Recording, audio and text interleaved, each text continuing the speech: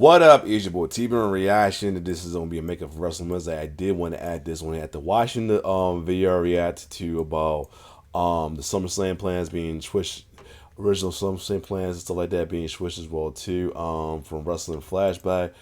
Let me see what the initial one, the initial title was called. Where is he? Backstage SummerSlam story that WWE never wanted you to know. But after watching that, they always tell with the watching. If you have watching, check this out. And this one is called WWE promos that made wrestler snaps in real life. See, one thing about WWE promos in general is always things that get you either over or get you some heat, or get you popular as well too. While a lot of some of them promos can be very memorable and as well as classics, sometimes them promos can ruffle some feathers personally. So this is what we're gonna see. So we're gonna check out some of the times where these promos, as great they are, it ruffles some feathers personally. So without further ado, let's check it out. Not every wrestling promo goes to plan, but one person's plan might be completely different to another's. I remember thinking that was a pretty good my first night on Raw. All right, I'm kind of like strutting up the ramp, and I walked through the curtain, and I came through, and it was like Vince goes, "That was the worst fucking promo I've ever heard in my life." Botches and lack of crowd reaction is always a risk. So he wrote me this promo. So I go down to the ring and I stand at this podium. The whole arena goes quiet. The camera's on me. And I read out this prepared statement of bad news. I'm afraid I've got some bad news. Zero reaction. The content of the promo might even tick off the higher-ups, or the wrestlers, or the individual delivering the scripted lines. I had a bit of an outburst backstage. What caused that reaction?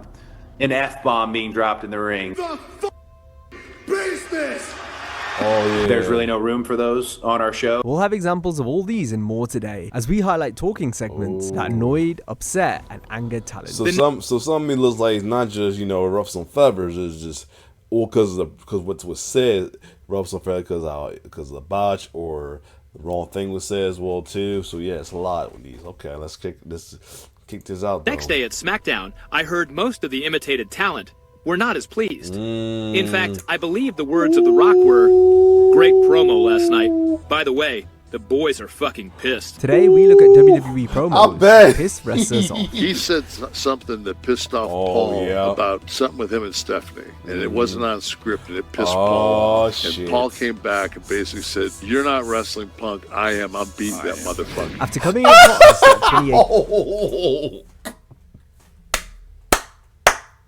Oh shit. Variation and not surprise. Oh man. Let's go. Former UFC star Ronda Rousey wasn't happy with her lackluster creative by the end of the year. She wanted to turn heel after being booed out of the building in her hometown of LA at Survivor Series. Yeah, that was crazy. Los Angeles crowd. WWE kept her face though, while making her cut scripted promos with unnatural dialogue. I'm sure most of you guys know that last week. This came to a head on the January 28, 2019 Raw, when Ronda cut a woefully botched promo before her open challenge match with Bayley. The fans booed Ronda to shreds. In her audiobook, Ronda described being given the script for her segment right before showtime. The writer handed me another page of dialogue. "That's it?" I asked, somewhere between sarcastic and incredulous. Doors had already opened, and fans were filing into seats. There was no way we could rehearse any of this in the ring. Yeah, I think so, unless, of course, Vince has any changes. I looked over the huge blocks of text that I was expected to be able to effortlessly recite in a matter of hours. There was no way I'd be able to memorize all of it, plus a match that we hadn't even come up with yet. Back in my dressing room, a writer knocked on my door. "Just a couple of changes to the script," she said, handing it to me. I looked at the new lines highlighted in yellow. "Do I really have to open with this?" I asked. "It just doesn't fit the situation. Please, don't make me say this." The writer shrugged. "It's beyond my control." The baddest woman on the planet clearly wasn't feeling the material, as she woodenly recited each line. Before I'd even got out the first lines of dialogue, the crowd erupted in boos until I lowered my mic. "What's the use of dreaming at all?" The crowd continued to jeer, while all Ronda could do was laugh, visibly breaking character. Every time I opened my mouth to speak, they booed again. Guess I should have spent that time memorizing the match instead of this cringeworthy promo. The boos soon got Ronda to stumble, which she acknowledged. I think Sasha made me get better today than she was just... Damn, all right, you got me to stutter. Good job. Not bothered to finish regurgitating any of the scripted speak, Ronda began stalling and playing with the crowd, waiting for her opponent Bayley to interrupt. Damn. After an eternity of embarrassment on the level of a naked in class nightmare, Bayley's music hit and she came running out.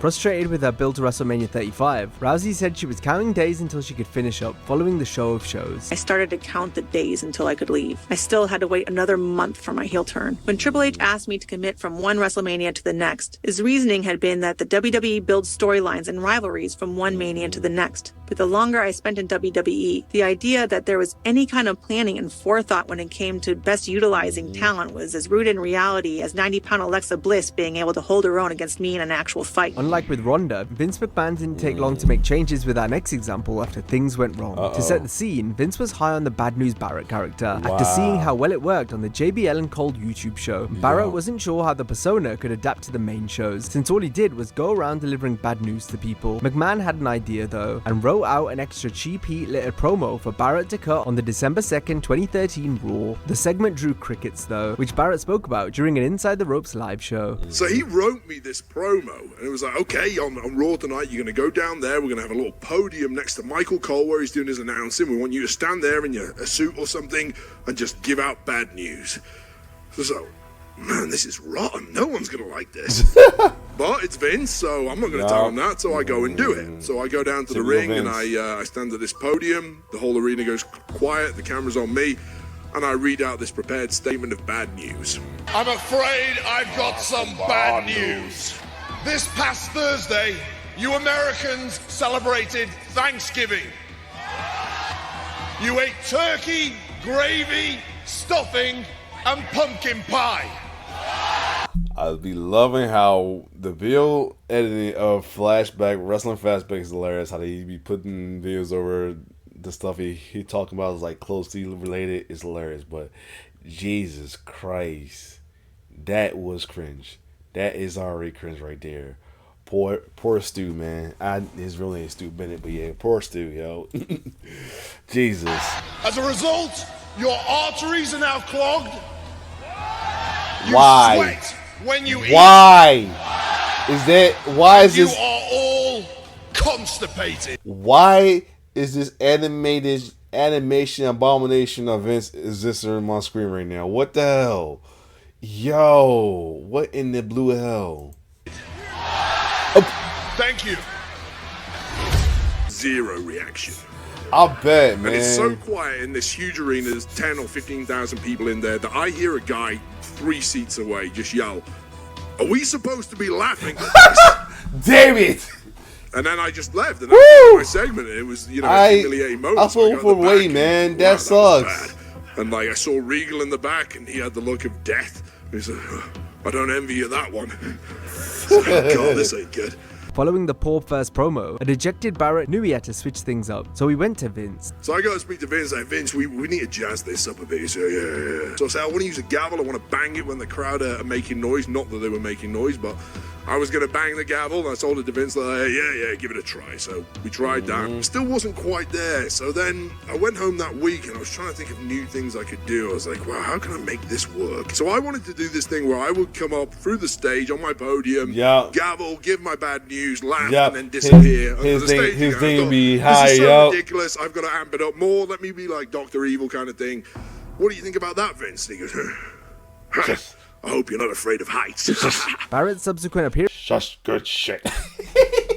appearances continued to improve as he began using a gavel and scissor lift podium to deliver his bad news promos. This worked well and eventually resulted in babyface reactions. That podium is what really helped that character become a spectacle. It went from being just a guy talking and giving out this nonsense bad news to, hey, there's that guy with the podium. Oh, it's coming up, and they're playing music as I'm going up, and it went from being, okay, now that's showbiz. Something like that, a spectacle, showbiz spectacle, and that's what works. And that made Bad News Barrett right there and then once I got my extended podium. However, McMahon refused to turn Barrett, which was ultimately the death of the popular Bad News character. Barrett was eventually downgraded. Oh, man. Yeah, man. Yeah, that's one thing about typical Vince right there, that he will no matter how much over he was, he refused to turn, man. That ain't like, me personally didn't like that, because I'm like, the crowd's cheering for him. Why can't you turn him, man? Like, I hated that. I mean, it just made things awkward. Graded to a king character that lost most matches. No lie, we're seeing Tom Hand with no face right now, so I'm used to him with a beard. And was constantly made to look silly. Being the butt of a joke was something that outraged 4 different wrestlers in our next entry. We're talking about The Rock's famous promo from the December 4th, 2000 Raw. The skit is iconic in that it's considered to be one of Rock's funniest ever segments. The People's Champion ran down and impersonated each of his opponents in the upcoming Armageddon Hell in a Cell match for the WWF title. I'm gonna drink a big glass of milk, eat some chocolate chip cookies, and then the Kurt Angle one was funny as one to me. maybe I'll take 3 Viagra. I did it. Of course, this is the classic. I did it for the people. Shut your mouth, you thong-wearing fatty. I gotta get in my pickup truck, drink some Steve Weisers, listen to some Backstreet Boys. Oh my God. Which means here we he's go. gonna beat the game in the middle of the ring. And he has a $2 slut for a wife. It made me laugh because it's funny to him, but it becomes annoying when I think about that damn damn Charles in our group, that old head in our group named Charles. We call him Uncle Charles, man, dirty Uncle Charles, or fake one be Charles Barkley, man. Always gotta do that with his little typing caption about Triple H's booking, you know. As I mentioned about, I cut that video. Yeah, it's a guy on here who hates Triple H's. I don't hear this hatred for Triple H, and especially his booking. He has put like Rock did. Yeah, I said it because I was going to react to Raw's talking about Triple H telling fans to not to what he said. What the fuck he said to to his fans. I just had it too. God damn it. I just had it up too, man. Tell fans to focus on wrestling, not the career process. The whole thing that got boys mad. Reason why I thought it would be like, see some Twitter responses to it though, but it be me just watching it. I ain't want to bore y'all to another video. Like I've seen like some of the videos I've done has bored y'all. Rest. Oh, yeah, I forgot about the Undertaker one. Given the serious nature of the Cell concept and the stakes on the line, all of Rock's opponents besides Kurt Angle were none too pleased with the Great One making a joke of him. That's the surprising one. And not, man, is Kurt Angle though. And thinking about it, I'm low-key not surprised, because Kurt Angle seems like he's always a good sport no matter what, man. If you see his stories about this stuff that happened in wrestling or anything, he low-key seemed like a good sport with stuff on the cool, yo. The Brahma Bull was in full comedy mode by this point in his career, but the other wrestlers in the match felt he should have sold the seriousness of the stipulation at hand. Rock's longtime writer Brian Gewirtz explained the backlash in his audiobook. However, the next day at SmackDown, I heard most of the imitated talent were not as pleased. In fact, I believe the words of The Rock were, "Great promo last night. By the way, the boys are fucking pissed." Officially, I heard that their issue was Rock didn't put over the severity of the Hell in the Cell structure enough. The reality was that despite their approval, the boys didn't like the way they were made fun of. Trying to see their side, I get it. Kind of. These are top money-drawing talents busting their asses trying to sell a main event, and Rock's turning it all into comedy. Technically speaking, if you watch the entire promo, Rock does begin and end on a serious note, selling the severity of the Cell. He does. It's just not the part people were talking about afterward. This wasn't the only promo. Okay, so yeah. I guess I can understand why, you know what I mean? The seriousness of it wasn't there, so of course they're gonna be like, but let's say, Kurt Angle, he didn't care. I'm gonna say Kurt Angle's a good sport, man. But let's keep going. Rock and Gewirtz wrote that upset talent a month prior to the Hell in a Cell impression skit. The Great One made fun of Perry Saturn and his lazy eye on the November 13, 2000 Raw. And now on to you, Perry Saturn. The Rock's gift to you. The Rock knows that you've got one eye that goes that way and another eye that goes that way. And the Rock is just hoping for one single solitary second that the eye that's going that way is looking at the Rock's hand going that way, so the Rock will slap back. Perry wasn't happy with the line. This might be the reason Saturn spoke up against Gewirtz when. I bet, man. I mean, I get the promo was funny as hell, it was good, but I get it. This is something you can't help, and you making a butt of a joke of that. Yeah, I can understand that man being pissed, yo. Oh my goodness, I can understand him being pissed because like he's literally making fun of something he can help with his eye or anything. And yeah, that's not a good look. And the writer was in Wrestler's Court the next year. Perry Saturn, who in the past was not happy when he heard I supplied The Rock with a joke about his crossed eyes, was called on next. I've been in the company for 427 days, and he said hello 236 of those days, but only shook my hand 139 of those days, and one time he went into a room and didn't shake my hand or nothing even. I'm paraphrasing, but you get the idea. After The Rock returned to WWE in 2024, he was dropping F-bombs left, right, and center. Yeah. Haven't talked about our family again. Slap his teeth out of his mouth. He was dropping a lot of F-bombs. However, he was typically the only one that was allowed to do so, save for a few select examples. Chant now! Chant the shut the f*** up now! Yeah, he definitely had a little pull to say anything because he was going in with the F-bombs on, the bleeped out F-bombs on here, man. Even WrestleMania, yeah. A year after Rock was gone, Pat McAfee came back to accompany Randy Orton in the Viper's feud with WWE champion Cody Rhodes. Pat's promos were full of swearing, including a specific F-bomb from the April 3rd, 2026 SmackDown that caused Cody to go mad backstage. And he is gonna save the business! Rhodes explained his fit of rage on the aerial. Even Ray like, oh shit. Even Ray had a little look like, oh. People be saying that. Yeah. I had a bit of an outburst backstage, which shockingly didn't get reported because it seems like everything gets reported. And I knew right when I got to my bus. And when I say outburst, it's just like me muttering some curse words, like yelling and knocking over some water bottles. Nothing too intense. But I remember getting to my bus and thinking, yeah, you outgrew that. I don't need to be having temper tantrums. I need to be helping provide solutions. What caused that reaction? An F-bomb being dropped in the ring, because I am genuinely a goody two-shoes, whether people like to believe it or not. And there's really no room for those on our show because we get blacked out. Not only do you think you're saying something cool, but they black the feed out in the States, so you're missing the show. And we got kiddos in the crowd. Their first experience with the F-word does not need to come at a WWE show. Cody didn't make... Man, and this is why they cannot turn this man. They can't turn this man, yo. Come on, man. Because they can't turn this man, yo. Don't turn this man. Don't turn the man, yo. Please don't turn the man. But hold on a second. Somebody said, oh yeah, Cody was mad saying that, but when my team with Cody himself had done that over years before that elimination. Oh, they don't go. Okay, I get it, but same time to go F yourself thing. Nah, I don't know about that.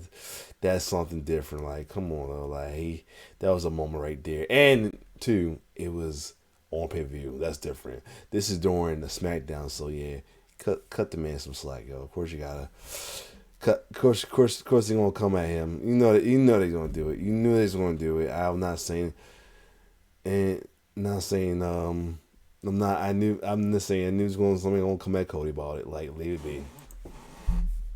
Mention McAfee by name, but the former NFL star is a safe bet, given the American Nightmare's telling of events. F-bombs were a no-no during Vince McMahon's regime. However, Vince was also known for making up strange new rules, depending on how he felt at the time. On his Mic Check with Ken Anderson podcast, Mr. Kennedy describes when he broke one of Vince's new edicts on the June 18, 2007 Raw. Vince had just that week said, I don't want you guys acknowledging the crowd anymore. He was like, I want you to pretend like they're not even there, which goes against all of your training, all of your experiences, whatever. And so I went out there and they started doing the what thing. And I was like, don't start with that what crap, which makes them do it more. Kennedy had just been drafted to the Red Brand and fired back at the what chants during his promo, much to McMahon's dismay. My finances to my personal life at home. Don't start that crap.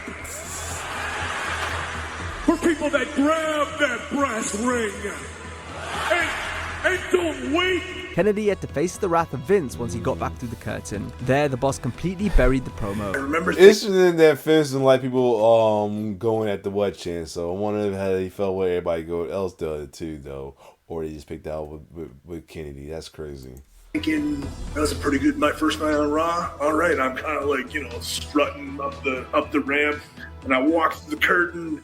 And when you've done well, man, you come through that curtain, people are like giving you the thumbs up, pat on the back. When it's not gone well, everybody's like. Sounds about right. It was like that, and I was like, "Oh no!" Yeah, and Vince goes, "That was the worst fucking promo I've ever heard in my life." I was like, "What didn't you like about it?" "You're out there chewing your fucking gum." Oh God! and you knew damn well when you said when you. So it was me. Vince had a problem with chewing gum because he missed that promo in TNA. If you know, you know. I mean, you know, still partial was probably Triple H still, but still. Told them to shut up, that they were gonna come harder, and I was like, "Yes, I did." Like, I'm sorry. That was what. In the moment, that's what I thought. And he goes, "Well, you need to think differently, pal." He goes, "Your first night on Raw, you shit the bed." This wasn't an isolated incident, as McMahon was constantly on Ken, believing him to be too hokey. It was similar to Barrett earlier, whereby Vince's ultimate vision conflicted with what the fans were reacting to. It was super frustrating at the time because I was trying to figure out, he was doing that to me a lot. And he was always like, "You're too over the top, you're too..." And basically, like, all the stuff that got me to the dance in the first place, he was now telling me not to do that. And I just could not wrap my head around it. The chairman wanted Kennedy to tone it down and be more serious. Ken was inspired by The Rock, but Vince once told Kennedy that Rock being so funny was restrictive, since the audience began expecting comedy from the Great One every time, to where the comedy are the only parts people remember about Rock. As we saw earlier in the video, it was kind of like boot camp. You know, they break you down so that they can build you up in their own image. Chris Jericho is another who frequently did comedy, especially when it came to roasting his rivals. On occasion, this landed him in hot water, like when he tore into the returning X-Pac on the February 15, 2001 SmackDown. Jericho said what many fans were thinking at the time, as X-Pac finally changed his presentation after continuing to dress in DX gear, despite the group having split up months ago. X-Pac, I've got to hand it to you. In your 4-month absence from the World Wrestling Federation, you have really changed. You've gone from being a greasy-haired, cheesy bandana-wearing jerky in black and green tights to becoming a greasy-haired, cheesy bandana-wearing jerky in black and red tights. Yo, man, Chris Jericho, we can't. I mean, this promo's been good since WCW, but we can't eat. Oh man. Rock has some competition. It's almost saying we can get promos on the cool, yo. He racked on X-Pac for not changing his appearance during their feud in 2000. X-Pac, we have been wrestling each other for such a long time. You know, I don't even remember why I hate you so much. I mean, maybe it's your greasy hair. Maybe it's your outdated crotch chop. Maybe it's your brutal kind of...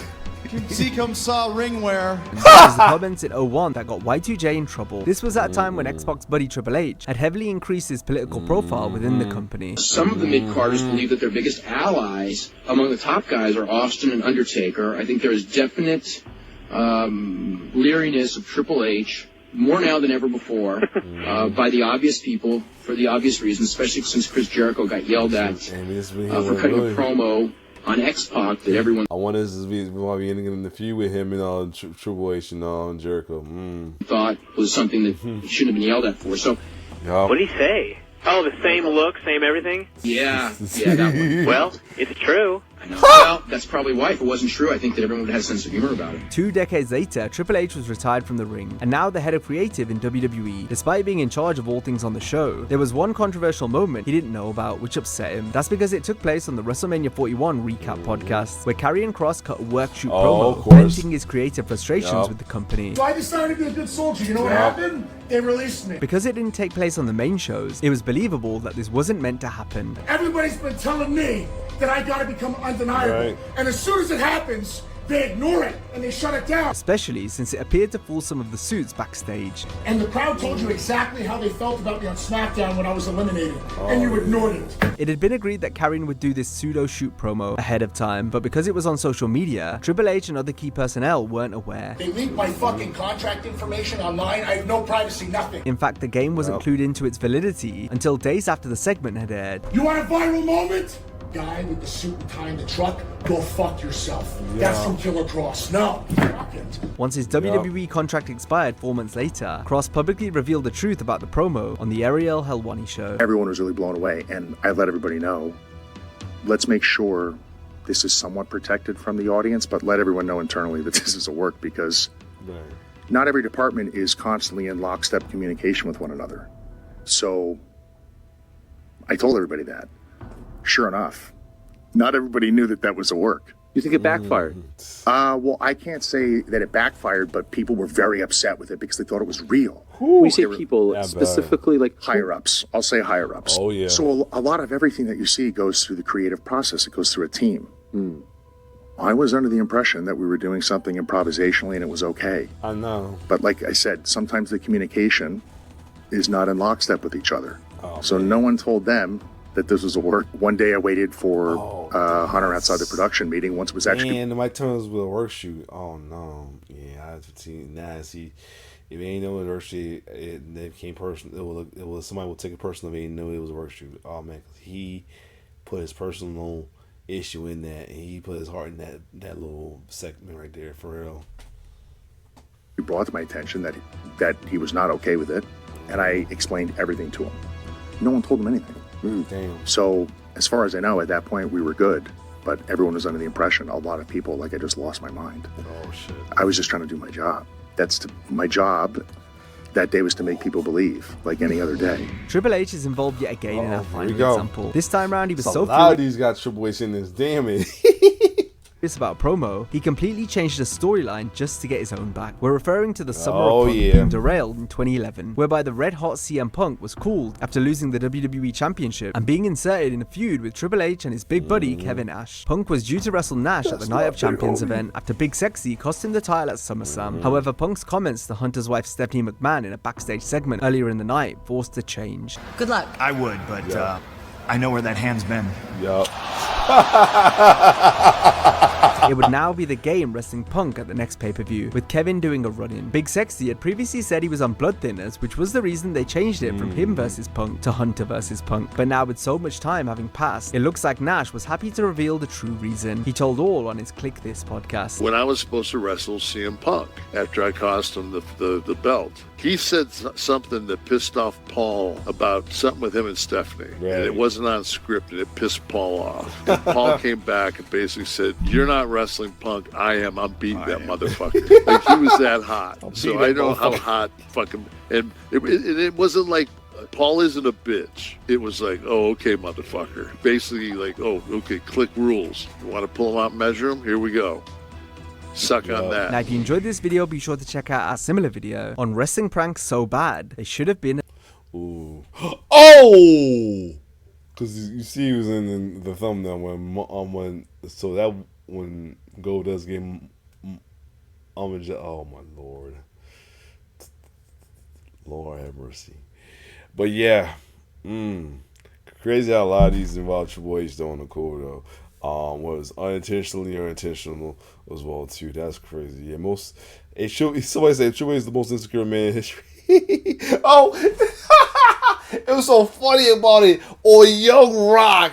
Since probably true, because Young Rock even had Triple H, the guy who plays Triple H, had him on kayfabe on scripted on the Young Rock. You know, Young Rock is good. Is like more from Rock perspective. How pissed he was about the promo that Rock did on him, that he added on and everything well too. So yeah, I can see that being true now. Somebody said that he's the most insecure person. Yup. That's crazy. But other than that, if you like, this was a good video to watch as well too. React to. If you like my reaction to this, like, share, subscribe to the YouTube channel. It's your boy T-Bear signing off. One love.